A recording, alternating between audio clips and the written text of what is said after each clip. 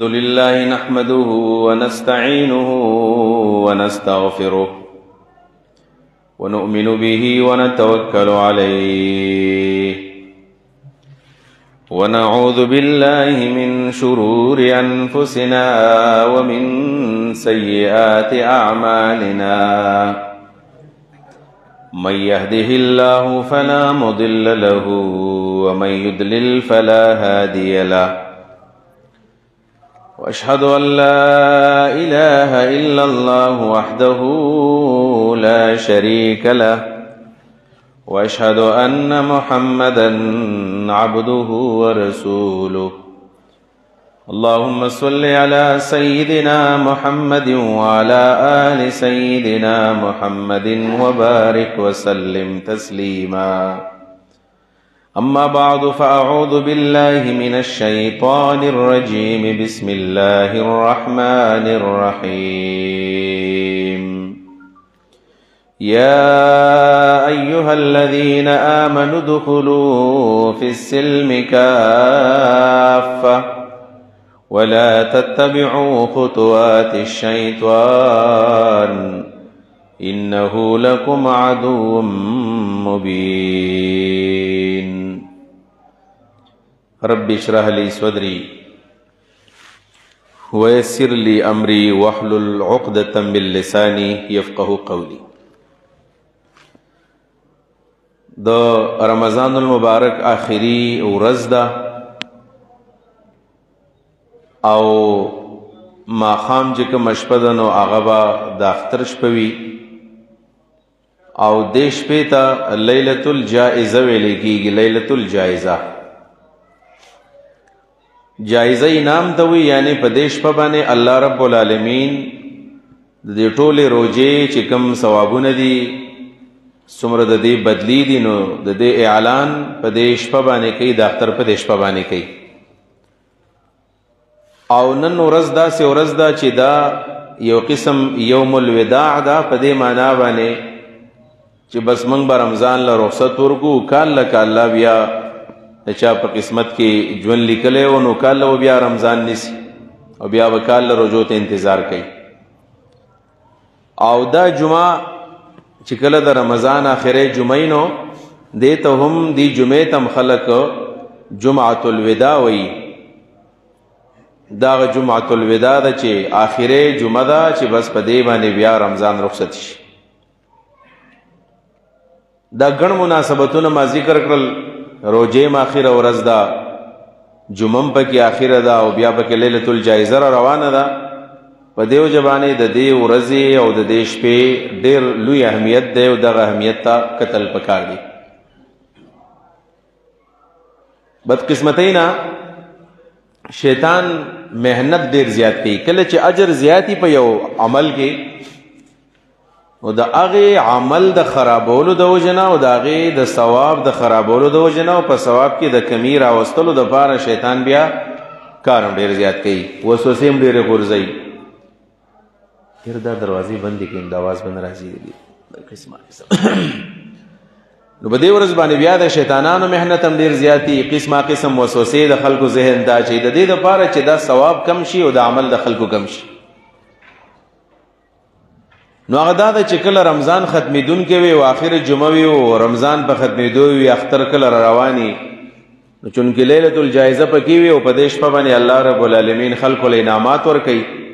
دلته شیطان محنت شروع کی او په دې ورځ باندې به کې بدعات ډېر زیات شروع شي. د قضاء عمرې په نوم باندې جمعې په ورځ باندې په بعضې جماعتونو کې د جمعې د مانځه نه وروستو په اهتمام باندې بعضې مولیان قضاء عمرې کوي. او قضاء عمرې څه ته وایي؟ قضاء عمرې دې ته ویل کېږي چې بس په دې ورځ باندې 2 رکعته لمونځ په جمع باندې وکړي. څوک په دې طریقه باندې قضاء عمرې کوي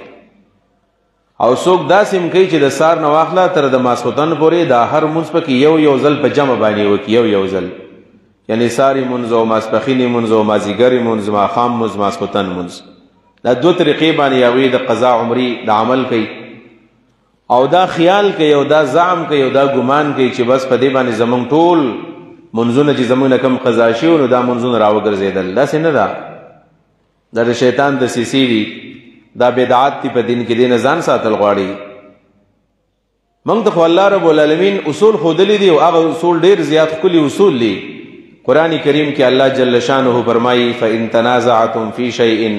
فردوه الى الله والرسول. چې کله تاسو اختلاف پیدا شي په یو مسله کې نو بیا تاسو قرآن او حدیث ته پیش کړئ، الله او رسول ته مسله حواله کړئ. نو راځي مونږ ګورو چې کله د انسان ناموس قضا شي نو دا په کومه طریقه باندې کې قرآن سوی حدیث سوی. نو قرآن په سورۃ طه کې حضرت موسی علیه السلام ته ویلو کو نو اقم الصلاة لذکری. اقم الصلاة لذکری یو معنا خدا دا چې ما یادې نو منځ کوا. اقم الصلاة لذکری دا معنا دا چې منځ کوا زما د ذکر د پاره چې ما یادې نو منځ کوا په منځ کې زړه یادېږم. یو معنی دا دویم معنا دا دا چې منځ کوا چې کله در یاد شي تا یعنی منځ د پاتې شوی دی، منځ د نه ير شوی دی، ماسپخین ټیم دی او 2 بجو ته خبره ورسېدله او ستانه بالکل ير دي چې دا د ماسپخین ټیم دی. حتی د ماسپخین ټیم په تیرېدو باندې شو، په غب شپ کې ورغلې یا په تلاوت کې ورغلې یا په مطالعه کې ورغلې او تا ته څنګه در یاد شو نو فورن پاسې کې منځ وکړه. د دې معلومه دا شوه چې دغه قضا منځو په شریعت کې د قرآن اصول داري چې کله تا ته در یاد شو چې زمانه پلانې منځ قضا شوی دی نو پاسې کو دا منځ وکړئ. بس دغه طریقه ده، دغه د قرآن اصول. دانش ترې چې منځونه قضا کوا، قصدن عمدن قضا کوا، قضا کوا قضا کوا او په اخر کې بیا په جمعۃ الوداع باندې په جمعات تلال شي مولوی سے په 2 رکعات منځ کې دا یو کله منځ وتا ته معاف شي لسه نه ده او یو کله منځونه چاته نه معاف کیږي. دا موضوعات دي د رضان جوړ شوی حدیث کې منګړت. حدیث مبارک کې سوی حدیث کې څه تصور ده چې چا نماز قضا شي. په حدیث کې چې کوم تصور راغلی د نو عادت ده چې رسول الله صلی الله علیه وسلم فرمایي من نام عن صلات. یو سړی د منځ نه د پاتې شو چې را پاسې د منځ ته پاتې شوی دی او نسیها معنا یا تیر شو یاد دی دا ودنه دی ناسته خدا منځ تیر شوی دی په غب شپ کې دی مطالعه کې دی بل کار مار کې پټی کې دی منځ تیر شو حتی چې منځ قضا شو ماسپخین ټیم دی یا ود دی یا د ساري نا وخت را پاسې دو او دویم دار چیر شوی دی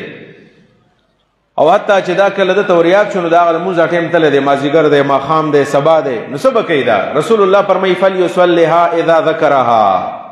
چې کله وريات شي د منځ دی چې دا اصول دي فليصليها اذا ذكرها چې کله ورته وريات شي نو په دقه وخت کې د منځ وږي او حدیث کې راځي فان ذلك وقتها دقه وخت دی بس په دې ټیم باندې وکړه یاد شي او ته خو جمعه ورسته په انتظار باندې چې روزه اخر جمعه برازي او فلاني جمعه توضو مولي سه مخکېږي او زبدا منځ کوم نو دا اصول په کې نشته دي. حتی چې بعض علما د دې قائل دي چې کله سړی را پاسې دو يرشوي دي ته منځ ته پاتې شوی دی یا ود دی او را پاسې دو دا مکروه ټیم دی. اگر چې امام ابو حنیفه رحم الله فرمایي لګ انتظار وو کې دا مکروه ټیم ختم شي او بعض علما د دې قائل چې په دې مکروه ټیم کې د قضا د منځ کېږي ځکه حدیث کې راځي فإن ذلك وقتها. مطلب د خبره مدا ده چې په اسلام کې د قضا منځونو تصور داده چې کله د نماز قضا شي نو قران هم داوي چې کله دریات شوي کا او حدیث هم داوي چې کله دریات شوي وي چې مونږ نه کله ير شو یا د پاتې شو نو څومره منځونه چې زمونږ نه یا هیر شوي دي او یا د پاتې شو یو دغه په باره کې شرعي اصول دي چې د قضا راوړه او د منځونه وکړه. البته دا مسئله اختلافي ده بیا چې کله کوم منځونه من قصدن عمدن من پاتې کړی دي قصدن عمدن لکه څنګه چې عام تر لکان منځ نه کوي دانن د ساره پورې د پښمنده روزه اخر ورځ وا جمعتون آباد تاسو به سبا ګوري سبا منځونه کې اولنې ورځ باندې به جمعتون کې خیر خیریت لکان بودای نو ته مور و چې پاسه کې بچا نو ته پلار و چې پاسه کا معلومی کې دا چې دا روزه موږ سره پښتو غیرت د وجنه نیسو پښتو غیرت د وجنه کدا روزنه نیسم نو بیا ورته خلکو چې دا سره روزه خور دی پټان نه پښتون دی روزنه نیسی دا خو بیا موږ د پښتون ثقافت د وجنه بیا د روزنه نیسو دا پښتون کلچر شو بیا موږ روزه د پښتون کلچر د وجنه د پښتون ثقافت د وجنه خو نه نیسو دا خو عبادت ته الله تعالی فرمایي فمن شهد منکم شهر فليصمه. دا سی بدبخت لري چې مسلسل منځونه نه کوي بس ډېر خلک دی بازارونو کې ناسي منستمراش نه پاسيږي دا سی منځونه چا قضا کړ دا بس کوي. د دې په باره کې هو بعض علما دا وایي چې بس دا منځونه چا پرېښودل نو د دې قضا مزا نشته. پاتې شول ابن حزم او د دې علماو دا رایه ده چې دا منځونه چا قصدن مدن پرېښي دي د دې اوس قضا نشته، دا خو د قصدن پرېښي دي چې قصدن یې پرېښي دي نو د دې قضا نشته. نو څه به کوي؟ بس توبه وباسي، الله تعالی غلطي مې کړله، توبه وباسي. توبه دا د بعضې محققینو علماو رایه دا ده. خو صحیح دا ده چې نه منځونه سړی کولی شي، دا طریقه هم ټیک ده چې تا ته ستانه منځونه قضا شوي دي نو سوچ وکړه چې یاره زمانه به د ماسپښین منځونه څومره قضا شوي، به طور مثال زمانه به یاره شپېته اویا منځونه قضا شوي، نو راویې ګرځوه په قلاره باندې، نن راوګرځوه، سبا راوګرځوه، بل سبا میاشت کې پوره که، کال کې پوره که. یاره د ساري منځونه به رانه داسې یو زر پاتې شوي نو دا منځونه په قلار راوګرځوه. بس دا چې نور راوخته ولګه د ماسپښین پورې دې منځونه وکړه، یا دا چې د ورځې دوه درې کوه. په دې طریقه باندې د علماو په دې کې دقه دوه آرا دي. څه علما وایي چې قضا یې نشته توبه ده، او څه علما وایي چې نه دا منځونه د کوي په قلار دې راوګرځي، په خپل ګمان کې دا ځان ته یو ټارګېټ کړي چې دومره منځونه زمانه باندې شوي دي. خو دا طریقه چې کومه په دې بعضو جماعتونو کې په دې ورځو باندې کېږي نو دې ثبوت په حدیثو کې نشته، او کوم احادیث چې خلک پیش کوي نو هغه موضوعي دي، د ځانه جوړ شوي دي. دا خو بیا مزید دي چې بس د 2 رکعاته منځ وکړو د اویاو کالو تا ته منځونه معاف شو. نو اویا کال عمر د چای، اویا کال خو چېرته د کمو خلک دي، نو چې 2 کاله دې وکړل نو بیا خو دې په الله منځونه ور واړول، ځکه چې بیا خو 140 کاله شو، او چې 3 کاله دې وکړل نو بیا خو 210 کاله شو، چې بیا 4 کاله 280 کاله، او خبره کم حد ته بیا رسېږي. په دې وجه باندې دا اخر ورځ چې کله راشي او بیا چې کله میاش ښکاره شي چې سبا لاختر دی نو دغې ته بیا لیلة الجائزه ویلې کېږي. لیلة الجائزه معنی دا د انعام شپه د انعام. په دې شپه باندې الله رب العالمین فرشتې را جمع کړي. دا موږ ته ښیي نور الله ته هر څه پته ده، فرشتې را جمع کړي او دې فرشتو نه تپوس کوي ملائکتي، ای زما فرشتو، عبیدی قضوا فریضتي، زما بندګانو دا فرض ادا کړل. اکم حکم چې ما په دې باندې فرض کړو چې هغه رمضان او هغه روزې سر ته ورسول، ډېر ګران کارو. سکال خو د الله فضل موږ ته روزې اسانې وي، ځکه بارانونه و، سپرلی و، تندم نه وه، لوږم نه وه، تکاوټم نه و، کارم پکې نه و، لونم پکې لا نشته.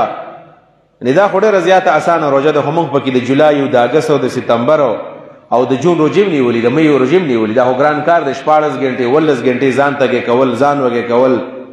دا ګران عبادت دی، او دا مسلمانان د الله دپاره وکړي. نو فرشتو ته وایي چې د دې له څه پکار دي، زه له څه ورکمه. او ورته وایي چې کله یو دیاړیمار وي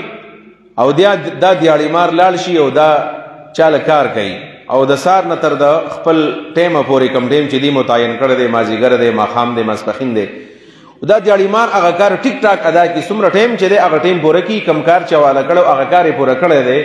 نو فرشتو نه الله تپوس کوي چې اوس د دې مالک څه حق جوړېږي، څه ذمواري جوړېږي. نو فرشتې ورته وایي چې الله تعالی دې همدغه ذمواري ده چې کوم حق یې کېږي نو دا حق له پوره ورکول پکار دي. نو الله رب العالمین دا وفرمایل او دې فرشتو ته داسې ووایي چې تاسو ګواه شئ چې دې بندګانو چونکې حق ادا کړی دی زه له پوره حق ورکوما، او نن په دې شپه باندې زه نن د دې د مغفرت اعلان کوما چې دې ته ما خپل ټول حقوق معاف کړل، ټول حقوق ته ما معاف کړل. څومره ښکلی اعلان دی دا، الله دې په دې اعلان کې موږ راولي. دې ته په دې بنیاد باندې لیلة الجائزه وایي، دا د انعام شپه ده. دا الله موږ له انعام راکو چې کوم روژې موږ نیولې دي، کوم قیام اللیل موږ کړی دی، کوم په دې کې صدقة الفطر موږ ورکړی دی، په دې کې موږ څومره صدقې کړي دي، څومره په دې کې د مسلمانانو سره تعاون کړی دی، څومره پکې د غریبانو سره تعاون کړی دی، څومره پکې موږ د یتیمانو سره د کونډو سره تعاون کړی دی. د دې ټول انعام الله رب العالمین د اختر په شپه باندې بیا اعلان وکړي چې نن ما دې ټول معاف کړل مې بخل. البته عزتمندو یو خبره یادول غواړي، او دا خبره نن ډېر ضروري دی چې په دې باندې نن عمل وشي، او د نن پې عمل وشي بلکې د مانځه نه پس په دې باندې عمل وشي. هغه دا ده چې الله رب العالمین د رسول الله په خوله باندې موږ ته دین را رسولی دی، او دی رسول الله صلی الله علیه وسلم موږ ته ویلي دي چې په دې شپه باندې د ټولو مسلمانانو د روژهدارو د مغفرت اعلان کیږي. ځکه حدیث کې دا دی چې غلقت ابواب النار وفتحت ابواب الجنه وصفدت الشیاطین، شیطانان تړلی شوي دي، جهنم دروازې بندې دي، د جنت دروازې پکې کولاو دي. الله پکې د عام اعلان او د عام معافی اعلان د مغفرت اعلان هم کوي. خو د هغې باوجود ګورئ رسول الله مبارک صلی الله علیه وسلم فرمایي چې د بعضې انسانانو د مغفرت اعلان پکې نه کیږي. راځئ نن ګورو، نن زه جایزه الو چېرې هسې نه موږ په هغې بدبختو کې چېرته راشو، په هغه بدبختو کې چېرته رانه شو چې الله تعالی د هغوی د معافی اعلان نه کوي. دا څوک دي یو پاغي کې عاق الوالدین، عاق الوالدین، مور پلار نه فرمان، یا تی مور خپه ده او یا تی پلار خپه ده. دا خو د رسول الله وینا ده چې رضا الرب فی رضا الوالد وسخط الرب فی سخط الوالد. د الله خوشالول د پلار په خوشحالي کې بندي او د الله غصه کول د پلار په غصه کېدو کې بندي. کله پلار دنه خوشاله او الله دنه خوشحالي اعلان وکړي، که پلار د ته غصه او الله درته غصه ده، لہذا ټول وړاندې د سی وکا چې نن لاړ شو د پلار سره روغه وکا، کینه ورته په خپو کې ورته کینه، خواته کینه م پاسته چې بس بابا جی دادا یا جسونو مرتبه چې زمانه غلطي شوې ده، ما ته نن د خپل غلطي احساس وشو او بس ما ته موافق وکړه زمانه غلطیانی شوې دي او نه ما کې چې کومه غلطیانی دي د کومه غلطیانو په چې ته زمانه خپه هغه غلطیانی بدل نه په ځنه معاد کوم، دا به نه ریپیټ کوم، بس پرې مې خو دي. نو پلار دومره بدبخت نه چې بچي به خپل غلطي ومني او پلار بیا معاف کول نه کوي. او که پلار په غلطه لري چردا کله کله داسې وی چې پلار روانه کوي، کله پلار روانه کوي، یعنی پلار د بچی سره زیاته کوي، پلار ظلم کوي، بچراغه بیا د پلار نه معافي غوښتله، یعنی بچی ته ګنام نشته او بیا هم د پلار نه معافي غوښتله او پلار بیا هم نه معاف کوي، او دا بچی بیا د ګناګار نه دی، بیا د خیر د پلار دی خپي، دا پلار بیا ساده دی، دا کویږي په خبر باندې، بیا د تربیت پکار دی، دل پکار دی چې بچو په تابانه حق دی، د بچو خیال ساته، د بچی خو پر دې نه کنه، دا کوم ستا بچی دی. دا په صورت کې چې کله بچی زیاتی خور دی او پلار ته خپه دی، مور ته خپه ده، الله دې معافي وکړي. دا په اخترو کې خو اکثر خلکو دا مین دي ودون ولان اکثر ډېر زیاتې خپي. دا کم چې بچی کنه ودونه وکړي نو هغه په اخترو کې پیسې ګټلي، سعودي عرب کې ګټلي، دلته ګټلي، نو خزل پیزار، د خزې جامې، د خزې تولیا صابون، بلکې د خزې خپلوان له تحفه او د خزو چې د خزې چې کوم خپلوان دي هغه له پیزار جامې ارسالي. مور ته وچ بچا بازار ته لاړې د خپل خور له سره وړه، نو دا به مور ته یره مورې بس تاسو کار نشته ری، دا به زه مخ دا پیزار لوم راوړم، دا ټول میاش د خزل راوړو نه سره کې نن په دې سره کېږي، دا مور به خامخه خپه کېږي. یا دا مور چې بچا د سی وکا چې نن وسره د ماشومې له بنگړي راوړه، دا به چې به زما به کار نه خو بنگړي د بازار نه راوړم، او تا چې د خپل خزل راوړو د خزل خپلوانو دی راوړل، نو په دې بنگړو پسو باندې 50 په باندې بنگړې کېږي، پسل باندې وکېږي، په 200 شو، په 200 پاټو مور بن خپه کو په دې ورځ باندې. یا پلار و چې بچا زماله خو چرګ نه دی خو چې 1 کیلو غوښه وسره راوړه، یاره بابا بس دا په دې ورځ باندې سو غوښه خدا ټول چرګان خوري کنه ته مو خوره کنه، نو پلار خپش، نو پلار خو بچی ته سوي نه چې بس خامه راوړه. دا زما ما ته ډېر داران معلوم دي، د اختر په ورځ باندې باز پلاران د خلکو سره کې نزان لناسي، د خپل غم غلطي، دا کله کله جاړي، دا بچونه پریشان خپای چې ولې زما د بچی دومره بدبخت لري، ما ورته مال کیلو غوښه راوړه او یا نن دا ورجی داسې په خې کا نن دا کار وکړ مال جواب راکو، او دا خو پلار خو بچو باندې خپکیږي، دم نشي برداشت کولای چې دا بدبخت بچی زما اوخ کې بستر وي ویني، او دا اکثر بیا ځان لزی کې ناسي بیٹک تلال شي بهر وزي او دا خپل زړه تشکی دی بچو ته نه خي. نو عقل والدین ګوره په دې ورځ باندې سوچ پکار دی چې زمنګ نه مور پلار چې ته خپه نه من کې بچرته ځچانه خپي، لاړ شي د مور ته کې نه، لاړ شي د پلار ته کې نه، و جاړې ورته بس غلطی را نشوي، نه به د خزې منه ما نه به د بل چا منه ما، ته مې پلار کار څنګه دی، پلار به کنزلم کوي، ګناه ده، خوستا خو پلار دی کنه، پلار به کله کله ورانی خبرې کوي، غلط کار کوي، خوستا خو پلار دی، یا پلار به کله داسې کوي زیاتې به کوي په کور کې، مطلب خپل خزې د کنزلې کې اکثر کله بچي پلار ته په قریه د خپل زما مور ته کنزلې کې، نو خپل خزې ده غلط کار کوي، خوستا سره سویمه ده و ته خپل خزې کنزل نه کوي، نو پلار لم پکار دی چې خپل بند کیو، تعلم پکار ده او د پلار او د خزې خپل جوړ دی، خزه خاوندې کې کنزلې کوي او کېبل وهټه کوي، په دې کې خود بچي سکار نشته کنه، مور او پلار په جګړه باندې ورغلل، نو بچي بس کې خلاصي وي، دا به د مور ډله نه کوي، نه به د پلار ډله کوي، بلکې دا به کې کوشش وکړي چې د صلح کار پکې وکړي، دی بچی نه مور او پلار بیا خوشاله. عاقل والدین په دې ورځ باندې معاف کیږي، ټول خلکو ته اعلان وشي، او چې د مور او پلار نه پرمانه ده نو هغه ته پکې اعلان نه کیږي. یو کس پکې دا ده. دویم نمبر کس پکې کم یو ده. دویم نمبر کس نبی علیہ الصلوۃ والسلام فرمایي چې ټول خلکو ته د معافی اعلان کیږي، البته چې کم سړی قاطع الرحم ده، قاطع الرحم صله رحمی کټ کوي، قران ویجاړي کوي، دې یو سړی خپلوان دی، قاطع الرحم څوک دی؟ صله رحمی د چا سره ده؟ د ورور سره، د خور سره یو، د پلار او مور سره 2، د نیا نیکه سره 3، د تر او ماما سره دا پکې سلور، د ترور سره دا 15، دا د تر زامن شو. دا صله رحمي ده کنه. دا کم چې ستا خپلوان دي، رحم اصل کې دوه رحمونه دي، یو د مور د طرف نه بل د پلار د طرف نه دی. د مور د طرف نه د مور د طرف نه نیا نیکو، او د پلار هغه د پلار د طرف نه نیا نیکو. د دې چې څومره خاندان دی، یعنی ستا د پلار چې کوم خاندان دی او ستا د مور چې کوم خاندان دی، د مور د پلار کوم خاندان دی، دغه ستا صله رحمي ده چې په دې کې سره چا سورانه نه وي، په دې کې سره چا سورانه نه وي. که په دې کې سره چا سورانه وه نو ټیک ده، روزه ثواب الله درکړی دی. الله تعالی به تعالی داسې ظالم نه دی چې د روزې ثواب به تعالی الله په دې نه درکړي چې ستا ولې د تره سورانه ده. د تره د ورانې د وجې نه الله د روزې ثواب ختموي نه، یا د ماما د ورانې د وجې نه الله داسې نه کوي طالب د مونږ ثواب نه درکوي. او کوم لیلة الجائزه او د اختر پشپش کوم عام اعلان کېږي نو په دې کې به نه راځي، کم از کم دې کې به نه راځي. لہذا قاطع الرحم چې دا د مسلمان سره بیا د خپلوان سره تعلق ختم دی، نو د غم پکار دی چې دا د مخکې نه د اختر د شپې د مخکې نه، یعنی په 30 رمضان مبارک باندې پکار ده چې دا تیاری وکړي. موږ عام طور باندې وایو چې رضا په عیدګاه کې به سره میلاو شم، عیدګاه کې به د اختر مبارکي ولا ورکم. نو عیدګاه کې د اختر مبارکي چې ورکوي نو ستانه بیګا د شپې هغه انعام تللی دی. لیلة الجائزه خو د شپې ده، هغه د شپې اعلان کېږي، او د شپې خو ستا د چا سورانه ده، ګاونډي سي دورانه ده، د خپلوانو سي دورانه ده. د اختر په موس کې دروغ وکړل، د خدي وکړل، په هغه ماښام چې کوم اعلان کېدو نو په دې کې رانغللې. لہذا د اختر ورځ ته انتظار نه دی پکار، بلکې نن چې دا کومه ورځ ده 30 رمضان مبارک دی، آخري کومه روژه ده، نو په دې کې د ماښام نه مخکې ورسېږه او لاړ شه ورته وایي چې نن ماښام به اعلان کېږي، نن به الله اعلان کوي زموږ د مغفرت، او ما او تا پکې ورې نه راځو. ستا نه م الله خفه دی او زما نه م الله خفه دی. تم قاطع الرحم زم قاطع الرحم یما، تام صله رحمي کټ کړل، مام کټ کړی دا. لہذا راځه چې موترن جوړو وکړو، نن خپلو کې روغ شو، او نن د الله رب العالمین په دې عامه وافی کې په دې اعلان کې مونږ راشو، مونږ لري مستحق جوړ شو. دا دویم نمبر دی. رسول الله فرمایي لا يحل لمؤمن ان يحجر اخاه فوق 3 ليال. د مؤمن د پاره دا نه دی پکار د خپل مسلمان رور سره د 3 ورځو نه زیاتی خبري بندي کی، نو بندي وسره خپل رور دی، مسلمان رور دی، نه به پرې دی وسره خبري. ته به ورځې پهل به پکې یو ځل ورشه، 2 ځل ورشه، 3 ځل ورشه، او که بیا هم د سروغ نه کوله بیا ته په قلار شه، بیا به خپل حق دا به ادا کړی. الله ظالم نه دی چې سړی به بار بار زیو دا به معافي غواړي و به نه معاف کوي، بیا به الله دنه خپي. الله تعالی خو پوهیږي په دې سره. الله تعالی الله چې وی کنه لا تحسبن الله غافلا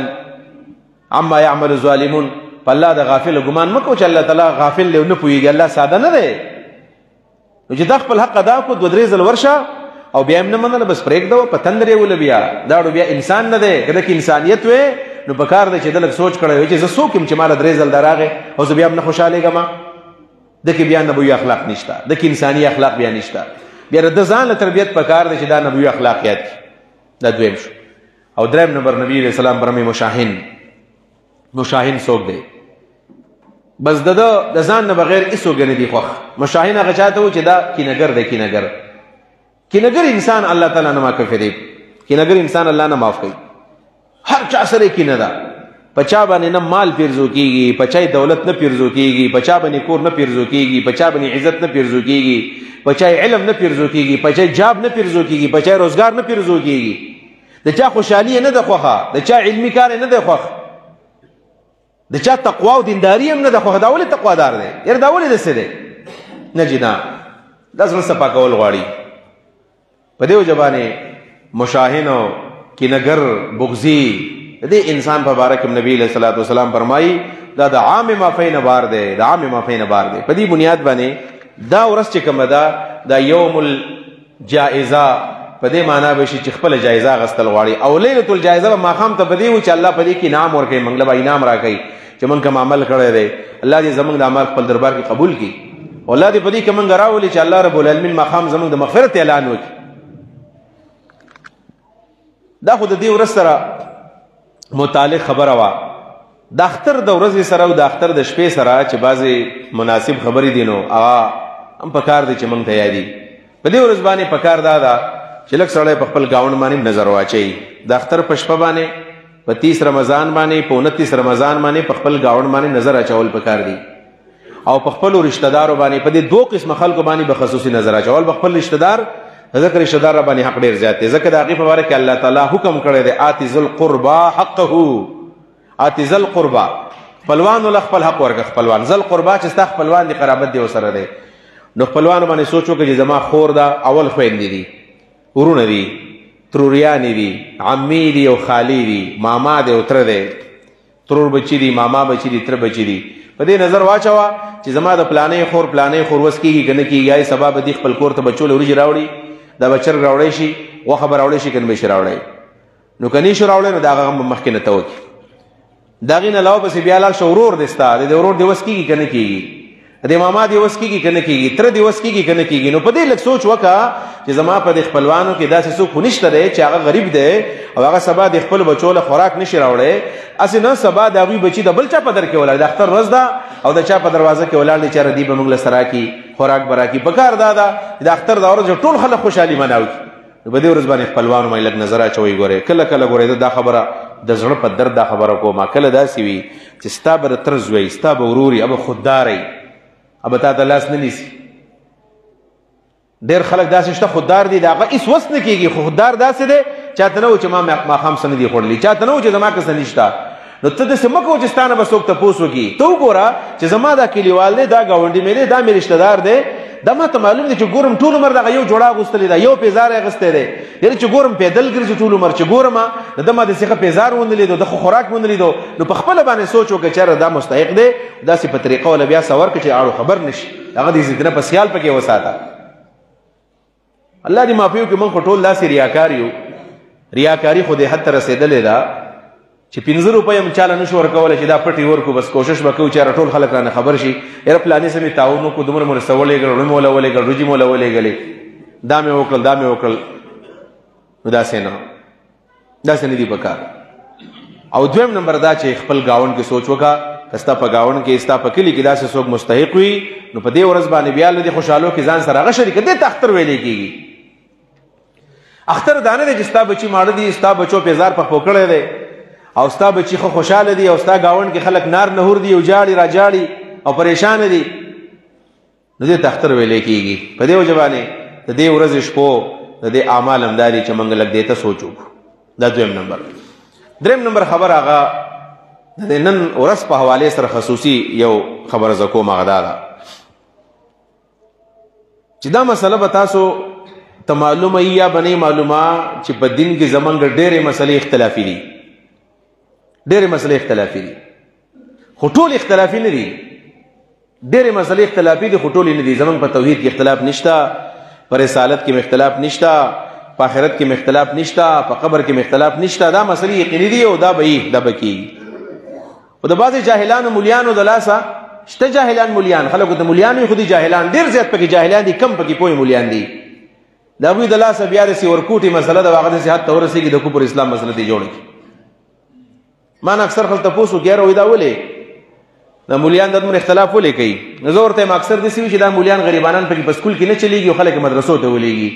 چې په سکول کې په 3 ډیویژن کې پاس کېږي او ته سبا دې ممبر ته وخېږي خو اوتې بوتې به وایي که نه ته سم سړی مدرسې ته ولېږه ته سم سړی نه عالم جوړ کا چې دا په سکول کې په 1 ډیویژن کې پاس کېږي دا ښه ماهر قابل دی او دا بیا دین زده کړي نو دا بیا په چا پسې روان نه پړ سترګو باندې بیا به کلاو کتاب دته مخې ته پروت سم مسلې بیانوي بدقسمتي خدا ده که نه موږ خو هغه بچی مدرسې ته لېږو چې د ښه د وته د بدې بلکل هېڅ هم نه نو دا سبا په منبر باندې ناست دي مسلې بیانوي نو ته به به وایي خامخا به وایي بیا زه خو دې مولیانو نه ګیله نه کوم ما دا د خپل کتاب نه ایستلي دي څوک ما ته وایي داسې مدام باس ما ته مه کو پرېږده دا فرقه پرست ملا او دا پرېږده داسې علم دی او داسې خلکو ته وایي ملا هغه دی او عالم هغه دی چې هغه خلک رایو کي نن سبا غټ مفتي څوک دی څه پته شته نن سبا غټ مفتی هغه دی نن سبا مشهور مولا هغه چې هغه خلک د اسلام نه کفر ته بوزي د بلا زوی دی سم مفتی دی که نه پلاني باندې فتوا لګوله پلاني فتوا لګوله پلاني فتوا لګوله حال کې تاسو سوچ کړی دی چېرته به دې خبره باندې او دې مولیانو په دې خبرو چېرته سوچ کړی دی چې د انبیاو کار څه د انبیاو کار دا چې خلک به د تیارو نه راوباسي رڼا ته به راولي لیخرجهم من الظلمات للنور چې د انبیاو میشن دا و د سلفو میشن دا و چې د کفر نه به سړی اسلام ته څنګه راولمه چاته به هدایت څنګه کومه سړی به د الله ته نږدې کومه یعنی محنت دا پکار دی چې موږ کافران مسلمانان کو نن د پاکستان مولیان بالخصوص او د بری صغیر مولیان بالعموم تکړه او ماهر او مرنه مولا غده چې هغه د اسلام نه خلک خارج کی پلانې مولا خارج پلانې مولا خارج پلانې خارج پلانې خارج څوک پاتې زبکی پاتې هم بس وګورئ کنه خبره سپټه بنا خو نه کومه څوک په خبرېږي څوک خوشاليږي سلزله په خپشي یعنی دا کم حد سره روان دي دا څه روان دي یعنی ټول خلک په باطل باندې شول ټول په باطل دي ټول گمراه دي او ته مسلمانې دا اسلام دی نن سبا د مليانو دغه صورت حال دی عمل اور زمونږه استاد دی علامه ډاکټر عطا الرحمن صاحب د مرحوم شیخ گوهر رحمان رحمه الله زوی دی یو ځای کې چرته تقریر کړی دی په دې فیسبوک ډیر شریکيږي وای کستا بچي مدرسې ته لګي او سبات پر قفرز جوړيږي په خلکو پتوي لګي کالج ته ولګا یا مزدوري لولګا چې مولا ته جوړ لګي بیا نو بعضي خلکو خبره بده کړل ټیک خبره کړل کنه کسبات داس یو شی جوړيږي چې جيب کې پتو خو دې کنه او په جماعت کې پدم پتو لګي او پدم لګي او پدل لګي دا غنه بیا خلک چې مزدور کار د خپل حلال پیسې خو بغټي کنه مګر چې کالج وای چې ته یونیورسيټي تلال شي نو علم پکار د دار پیغمبرانو علم ګوري میراث دی پیغمبرانو علم میراث دی علم معلومات ته نه وای علم اتکاله درس ته نه وای چې زما په مدرسه کې اتکاله درګه علم نور دی رڼا ده د انبیاء وراثت دی دا میراث دی دا موږ ته پاتې شو دا موږ د عوامو ته په صحیح طریقه باندې منتقل کو حدیث راځي العلماء امناء الرسل دا علما چې دي دا د انبیاء امنا دي په دې انبیاء اعتماد کړی دی اعتماد په کړی دی چې دا دین تا ته او حکومت چې ته صحیح خلکو ته ورسه هغه څنګه رسي الله دې معفو کې زموږ حال ډېر بل طرف روان دی ډېر زیات بل طرف روان دی علم زیات شو خو خیر نشته دی په دې وجبانه اختلاف در اختلاف نو بیگا تاسو قتل کنه بیگا چې فیسبوک کولاو شو نو سخل کو نن اختر دی نن د چار روزه ده مولیان خلک دې حد تر رسولې چې عام خلک هم باسونه کوي عام خلک ټول پتوی بیگا عام خلکو لګولې پلانې په هغه دې پلانې په باطل له ما ته یو کسویل میسج راولېږو چې د اختر پرګنه خو شیطانان روزه کیږي نو مل موږ شیطانان یو تاسو په ذهن کې موږ روزه یو مال دا ناشنا خبر ده چې دام پکې شته چې شیطان هم لا روزه نیسي موږ خدای چې شیطان نه نیسي روزه که شیطان روزي نه خو خبره ټیک ټاک و نه نیسي روزه ته شیطان روزه کیږي په دې خبره باندې الحمدلله زمونږ شرح صدر شوی چې کومه مسلې د صحابه د زمانه دا مسله علمي او جذباتو کې نه کومه کومه مسله چې د عهد صحابهونه کومه مسله چې د صحابه د زمانه نه اختلافي روانه ده زما استاد بویل سابق صاحب بزرگ جمهر سابق صاحب رحمه الله وی چې کومه مسله د صحابه د زمانه اختلافي در ما او تا کوم کوجاګانی چې ما او تا به دا مسلې حل کو ته راځه حل کو استانی کې نشي حل کوله چې صحابه په اختلاف کو ته څنګه اتفاقی جوړولې شي دې خبر به تاسو پوهیږئ په دې وجبانه نن یو مسله ده چې نن ماغه په ملاکنډ ډیویژن کې اکثر بلکې دا زمونږ د پخوانه د تاریخ لري چې موږ د مرکزی حکومت سره اخترمي روجمي البته 400 والا او مردان والا مفتی په پلزی سے بمخ اعلان کو سکل والله ول اعلان ونکو خو اعلان کو چې اختر شتا روجشتا نو سکل اغم زمنګ سے وزیش ولدام خبره ده بار تقدیر سخلک بیان با جوړ کې روجو بوزا او دا غشانه د سیملتا جلتا صورتحال زې په زې باندې راغله ده ډېر خلک کنفیوز دي چې زمنګ اختر صحیح دی او کدا صحیح دی زمانه تاسو مګه زه سو کوم د بل مولانا مکو د قران او سنت ته تاسو کې یو حدیث درته ما بلکې دوه حدیثونه په دې باب کې ویم او دا غي نه مخې دا خبره بیا درته کوم چې کومه مسله د صحابه د زمانه اختلافي روانه ده دا به اختلافي د قیامت پوری ګوره یعنی دا چرته تاسو ونه وایي چې په ټول دنیا کې به یو اختر راشي او روزه براشي دا ټټو دی په سوري وتاړه دا نه کیږي که په دې انتظار باندې ناسې چې دا ټول دنیا په کار دی یو اختري او د ټول دنیا به یو روزه وي نو دا ارمان دي نه پوره کیږي د قبر پر درمان ستا پوره نشي ولی ځکه چې دا مسله د صحابه په زمانه کې د قصيره روانه و لکه یو حدیث دی او حدیث دا ده د بخاری نه بغیر د نور کتابونو نقل کړي بخاری کې نشته نور کتابونو کې شته ابو داود ترمذی مسلم په دې کتابونو کې شته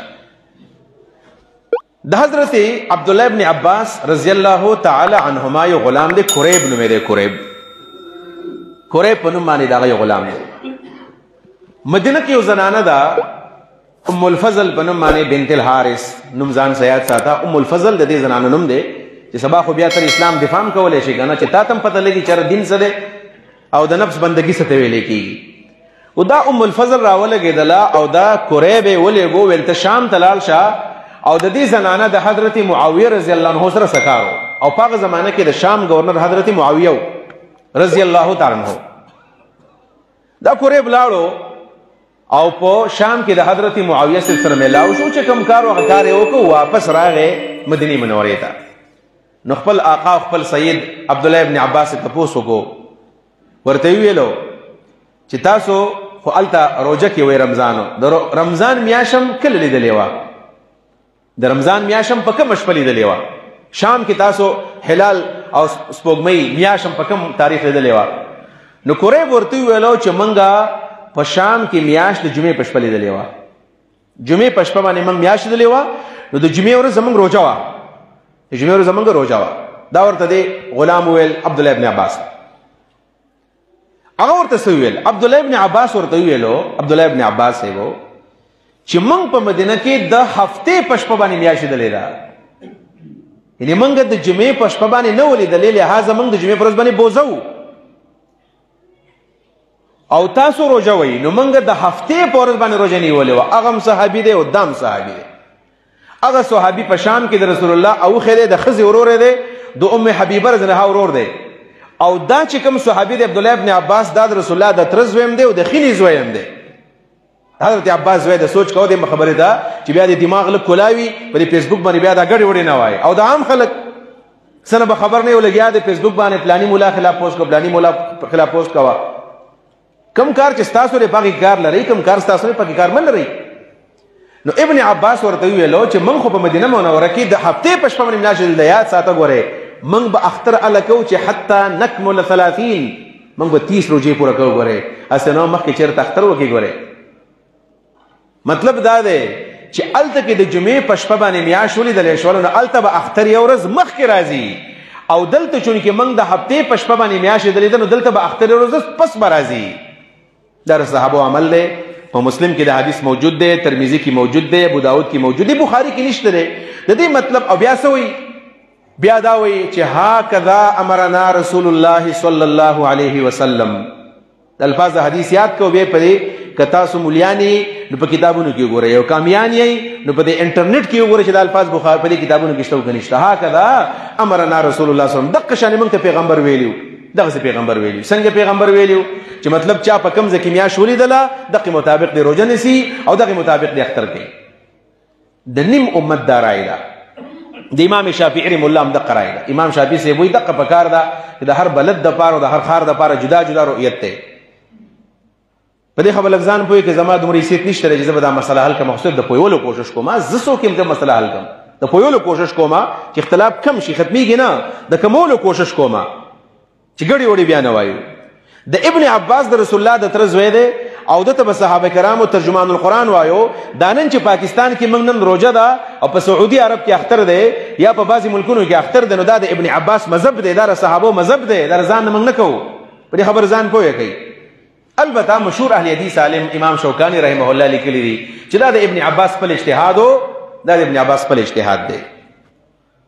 یعنی دا ابن عباس خپل سوچ په دې باندې خبرو کړه. ورنه نبی علیہ الصلوۃ والسلام فرمایي چې صوموا لرؤیتکم وافطروا لرؤیتکم. چې کله میاشت ولیدله روزه ونیسئ او چې کله میاشت ولیدله اختر وکړئ. یعنی په دنیا کې چې په یو ګوټ کې چېرته روزه میاشت ښکاره شوله د ټولې دنیا دپاره یو اتحاد المطالع دی. مطلب دا چې په سعودي کې ښکاره شول ټول دنیا دې روزه ونیسي او که په پاکستان کې ښکاره شو ټول دنیا دې روزه ونیسي. بیا دا مذهب دی. احناف هم دغه رایه ده، د امام حنیفه هم دغه رایه ده، کوم چې د اهل حدیث عالم رایه ده. د امام صاحب خپل مذهب هم دا دی. زموږ د فقه کتابونو دغه لیکلي دي چې په دنیا کې یو ځکه میاشت ښکاره شوله د ټول دنیا دپاره د اختر د روزه ده. مطلب د خبرې بې لارې چې نیم امت په یو طرف باندې او نیم امت په بل طرف باندې دی. نو ته به زمان تپوس کې چې ته کوم طرف ته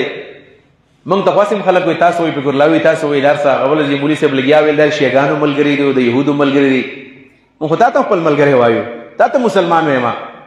دا خو واحد زه یم چرچا ته مسلمان وایم. تا کې دا جرأت نشته دی ته مسلمان ورور وې. زه ورته وایم زه وایم دا دواړه په حق باندې دي. زه فرقه پرست نه یم، زه فرقې وکالت نه کوم، زه د اسلام وکیل یم.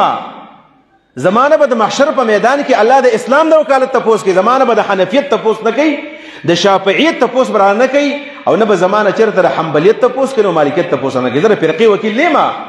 د فرقې وکالت نه کوم. خپل مې رایې دا ده، خپل رایې مې الحمدلله دا ده چې نن 30 رمضان دی او سبا 1 شوال دی او که نن چا اختر کړی دی نو زه ورته بد نه یم. د سعودي عرب سره چا کړی دی ولې ورته بد رد وایم؟ هو په دلیل باندې فرض کړئ سړی د سعودي عرب سره اختر کوي، بالکل زه ورته مسلمان ورور یم او دا ټیک کار کوي، ګناه نه کوي، دا هغه یو رایه ده. دا خو زما اوس ته حق نه دی که نه چې زما یو رایه زه په چا په زور باندې منم چې دا به منې. ولې په چا باندې په زور منم؟ سبا به د هغه هم په زور باندې بیا منې که نه. که ته په ځان خپل رایه په چا په زور منې خو هغه هم سبا په تا په زور مني که نه. دا خو اسلام کې نه دی ویلی شوي. البته موږ ته هم دقه خپل رای مې هم دقه ده او تحقیق هم دا دی، هغه رای مې خوښه ده چې بس میاشت کله ښکاره شوله نو روژه کول پکار دي، او چې میاشت کله ښکاره شوله اختر کول پکار دي. خو که بالفرض داسې وشوله چې په ټول عالم اسلام کې یو روژه و یو اختر نو بیا هم په دې باندې خوشحالېږو، هېڅ خبره نه ده. البته دا خبره چې خامخه ټول دنیا اختر یو پکار دی او خامخه یو روژه پکار ده، نو شریعت کې دا مقصود نه دی چې ټول دنیا به خامخه یو شاني. دا اتحاد مقصود نه دی. خیر دی که څوک یو ځای کې یو ورځ اختر دی او بل ځای کې بل ځای کې اختر دی، او که دا اتحاد مقصود وي نو بیا مونځ هم په یو ټیم باندې من کولی. خو دا اتحاد نه دی مقصود. بیا پکار دا ده چې موږ په دې په باندې په 2 بجې باندې یا په باندې په 1 بجې باندې په ټول دنیا کې د جمعې مونځ وی، هلکې داسې نه ده. بلکې په ناروې کې په نیوزیلینډ کې دا ټیم بالته وسال د بتکو تور شپی، امریکا کې بشپی. نو که سړی بالفرض خامخه په چا دا مني که نه چې په ټولو دنیا کې یو اختر پکار دی، نو چې هلته شپه ده نو څنګه به اختر کوي؟ دلته روژه ده هلته شپه ده، دلته ورځ ده هلته شپه ده، نو څنګه به یو ځای کېږي؟ لږ سوچ پکار دی خبرو ته. بس په ستا چې به کوم عالم د ښه اعتماد دی چې ته د حق پرست ښکاري او د هغه یو رایه ده او په دلیل باندې روان دی او ته پسې روان وي انشاءالله تعالی په دې کې بس داسې څه قباحت نه وي. البته خپل سوچونه برابر کړي، فکرونه برابر کړي، په دې مسلو باندې چاته ګمراه مه وایې. د دې مشهور عالم دی مولانا خالد سیف الله د دې دیوبندي عالم دی، هغه یو کتاب لیکلی دی جدید فقه مسائل په نوم باندې، او د جدید فقه مسائل کې هغه لیکلی دي، هغه یو خبره لیکلی ده چې زمونږ په اسلام کې ډېرې مسلې اختلافي دي، ډېرې مسلې. خو دارو اتحلال مسله چې ده دا دومره اختلافي مسله ده چې په دې باندې عالمي کانفرنسونه راغوښتلی شوي دي، خو نتیجې ته څوک نه دي رسېدلي. په دې مسله کې ډېر لوی اختلاف دی ټول عالم اسلام کې، یعنې دا اتفاق نشي کېدلی. په دې وجه باندې زمونږ الحمدلله په دې خبره باندې ښه خوشحاله یم چې زمونږ چونکې ټول عمر د مرکزي رؤیت هلال کمیټۍ سره د دې دیر د خلکو د ملکن ډویژن د خلکو یو قسم اتفاق دی، او دا اتفاق جاري ساتل په دې باندې غواړي چې د مشکلاتو نه موږ بچ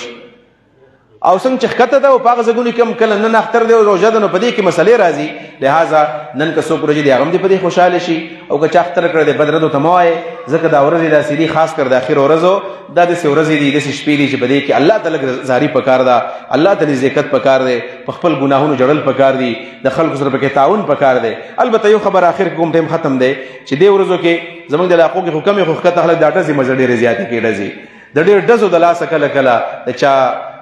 د ګل په شانې بچی به کې هغه شهید شي، پکې د چا به کې بچی شهید شي، د چا به کې ورور وفات شي، د چا به کې پلار وفات شي. نو زما اوستا د ټوپک د ډز د وجه نه هسې نو چې مسلمان ته تکلیف ورسېږي، څوک زخمی شي یا څوک پکې وفات شي، د چا ملا ولګېدله او د هغه سپاینل کارډ ولګېد او معذور دي، کو نو څه به کوي بیا به دا څه ژوني. لهذا د ټوپکو نه د ډزو ډمبکو نه دا بدعي اعمال دي، دا غلط کار دی، شرعن ثبوت هم د دې نشته دی. او لږ دکانداران تاسو ته وایم کوم چې دکانداران ته پکې ناست یا زما د اواز څوک اوري، لږ د الله نه یره دام پکار دی چې دا بمان چې کوم دا خلک راوړي دې نه لږ پرهیز کول پکار دي. ځکه چې کله به ډېر محترم انسان وي او دې خپو ته به څوک له بم ور واچوي او د خلکو مخکې ټوپ به وي شرمېږي، دا ډېر بد کار دی، دا سنجیده خوی نه دی. او یاد ساتئ یوازې ماشومان ته بمونه نه ور اچوي، دا د غټو خلکو ته ور واچوي. نو دا ډېره بده خبر دی. عالم روان دی، پلار دی روان دی، نیکه دی روان دی، مشر روان دی او تا ته خپو ته بم ور واچو، هغه ټوپ و تا ته تصویر ویستو ویډیو دې وکړله او نن سبا سره په فیسبوک باندې په واتس اپ باندې او په ټیک ټاک باندې او په مختلف څیزونو باندې بیا شیر کوه، خلک پسې خاندي، نو پلار پسې خلک خاندي، خپل عالم پسې خلک خاندي. لہذا دې ملک سوچ پکار دی چې دا ډزې ډمبکې ختمې شي. هسې نو انساني جسم انساني جان ډېر قیمتي دی، زموږ د لاسیت هغه ضایع نه شي. الله رب العالمین دې زموږ په حال رحم وکړي، الله دې زموږ روزې قبول کړي، زموږ اعمال دې الله قبول کړي. واخر دعوانا ان الحمد لله رب العالمین. د اختر روز ده چونکې سبا نو د مشرانو په مشوره باندې